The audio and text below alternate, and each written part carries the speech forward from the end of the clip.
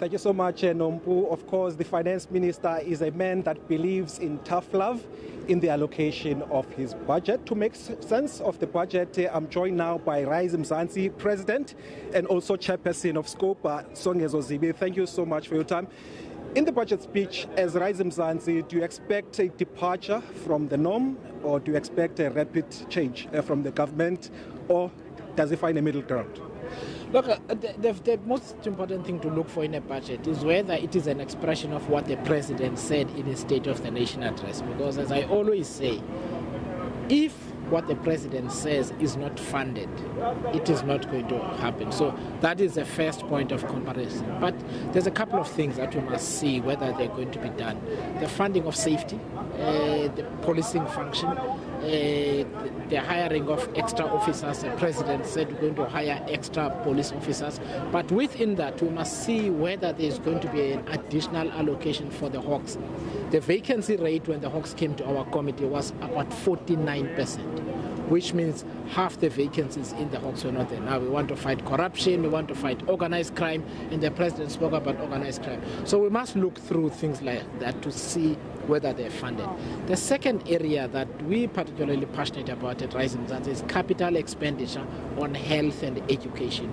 It should be between 8 and 10% for a developing country like ours. It's currently between 3 and 4% for both departments. That means for somebody who's watching at home, watching this interview, you're going to wait longer for that hospital, you're going to wait longer for that community health center, or the new school with internet and so on. So my advice would be, let's look to see whether what the president said is going to be funded, number one, whether the finance minister is responding to that. Secondly, whether the things people are looking for are going to happen. The big one is water, of course.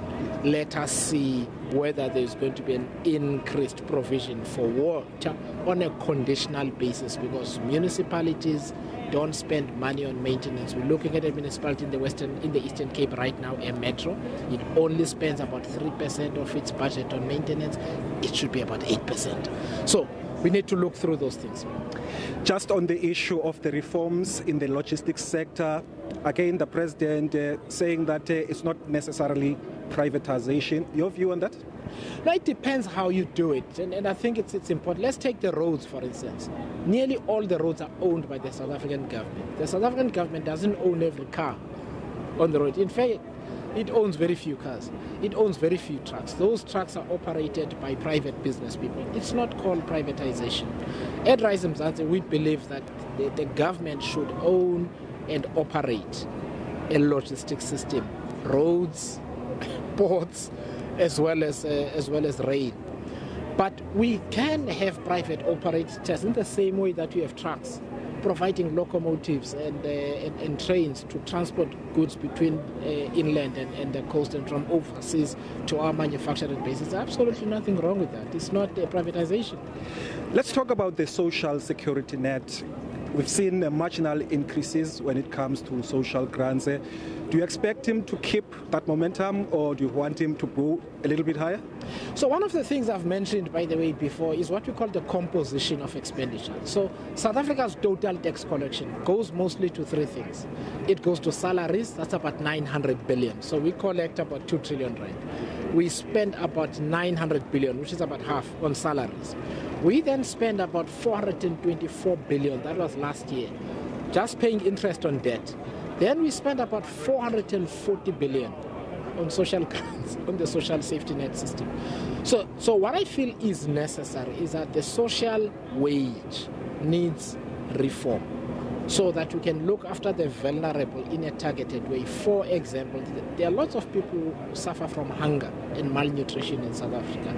I would rather, out of that packet, we look at ways in which we increase the allocation to pregnant mothers, for instance, 6 months before they give birth, so that the child that doesn't have malnutrition.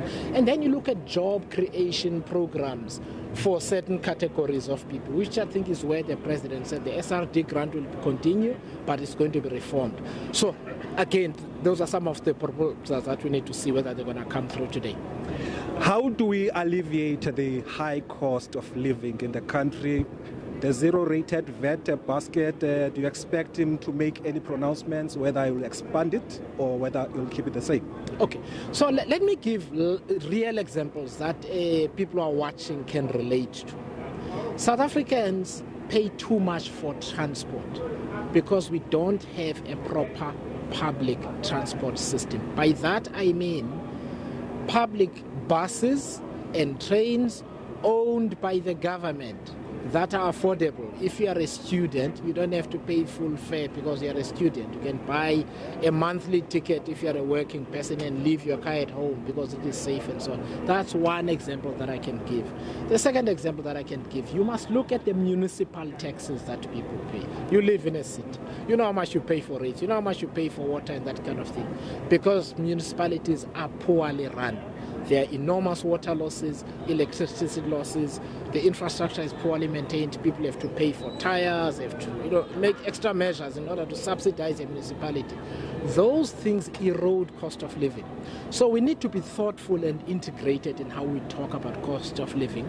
The finance minister is limited in what they can do, which is also why I was saying earlier, let's look at the composition of expenditure, because you want a lot more money going towards public transportation so that people can leave their cars at home and take a bus and a train and go to work and it's safe and so on. You see now the nexus between increasing the investment in policing, increasing the investment in public goods and so on, so that overall you then reduce the cost of living. Lastly, I mean, week in and week out, as the SCOPA chairperson, you hear about issues of irregular expenditure, fruitless and wasteful expenditure. How can we deal with this issue of fiscal leakages?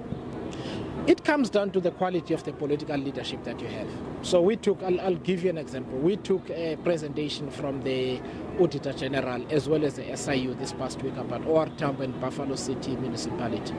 The municipal manager, according to the SIU of OR Tambo, for instance, has ignored them for months on end, and the mayor has not done anything about it. Now that's a political problem, you understand? And because it is a political problem, it is both for the government and ministerial, that is the MEC for Cocta and so on, to intervene, but it's also for voters to also have no tolerance for this stuff. Now, of course, we're going to have both municipalities coming to the committee to answer, but you see where the problem is. All of us should want to cooperate with the Special Investigating Unit. You've got an employee of government refusing to cooperate with the Special Investigating Unit, and there is no consequence. That is a political problem, you understand? And South Africans need to be even less tolerant of such behavior and make sure those people are removed in the same way that we hold them accountable here in Parliament. Thank you so much, Songezo Zibi, President of Rize Mzansi, as well as the Chairperson of SCOPA, talking about consequence management for those truant officials and political leaders.